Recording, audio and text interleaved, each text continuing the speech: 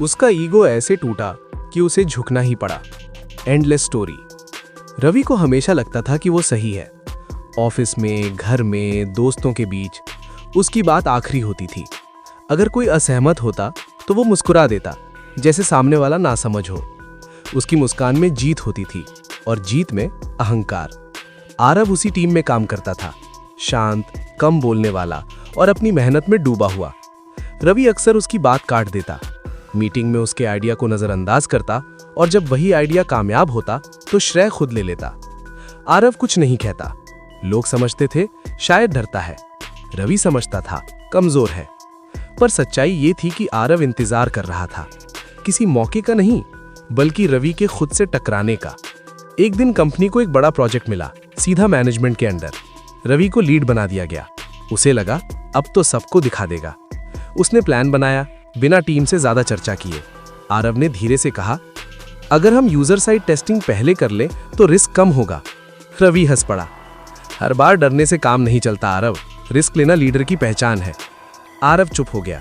वो जानता था अब बोलना बेकार है। 3 हफ्ते बाद प्रोजेक्ट क्रैश हो गया। क्लाइंट नाराज, मैनेजमेंट सख्त। मीटिंग में सवाल दागे जा रहे थे। ये एंगल क्यों मिस हुआ? यूजर टेस्टिंग क्यों नहीं की? रवि के पास जवाब नहीं थे। उसकी आवाज पहली बार लड़खड़ा रही थी। तभी मैनेजर ने कहा, आरव, तुम्हारे नोट्स में ये पॉइंट्स थे, है ना? पूरा कमरा चुप हो गया। रवि ने पहली बार आरव की तरफ देखा, सीधे। आरव ने सिर हिलाया। हाँ सर, मैंने मेल में लिखा था। कोई तंज नहीं, कोई शिकायत नहीं, सिर्फ सच। मीटिंग खत्म हुई, लोग बाहर निकल गए। रवि वहीं बैठा रह गया। उसके अंदर कुछ टूट रहा था, पर आवाज नहीं कर रहा था। उसे गुस्सा आना चाहिए था, पर आया नहीं। उसे शर्म आनी चाहिए थी, वो भी नहीं आई। जो आया वो था खालीपन। शाम को रवि ने आरव को रोका। तुमने पहले जोर देकर क्यों नहीं कहा? आरव ने पहली बार उसकी आंखों में देखा। क्योंकि आपने सुनना ही नहीं था। ये वाक्य चिल्लाया नहीं गया, फिर भी वो गूंजता रहा। उस रात रवि सो नहीं पाया। उसे अपनी जीतें याद आने लगी। कितनी सच में उसकी थी और कितनी दूसरों की आवाज दबाकर मिली थी। उसे वो मुस्कान याद आई जो वो लोगों पर फेंकता था। अब वही मुस्कान उसे चुभ रही थी। अगले दिन ऑफिस में कुछ बदला हुआ सा था। रवि ज्यादा नहीं बोला। मीटिंग में उसने कहा, आरव, तुम बताओ।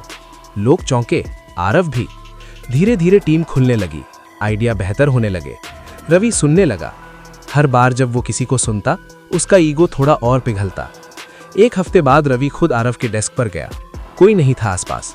उसने कहा, मुझसे गलती हुई। आरव ने कुछ नहीं कहा। रवि ने आगे कहा, मैंने तुम्हें हल्के में लिया, तुम्हारी बात नहीं सुनी, और जब नुकसान हुआ तब समझ आया। उसकी आवाज भारी थी, पर आंखें साफ। मुझे माफ कर दो, उसने कहा, बिना किसी मजबूरी के। आरव मुस्कुराया, वही मुस्कान जिसमें न जीत थी न हार, सिर्फ सुकून। कहानी यहीं खत्म नहीं होती, क्योंकि ईगो एक दिन में नहीं मरता, वो रोज इम्तिहान लेता है। कभी रवि जीतता है, कभी ईगो, और शायद यही जिंदगी है, एंडलेस।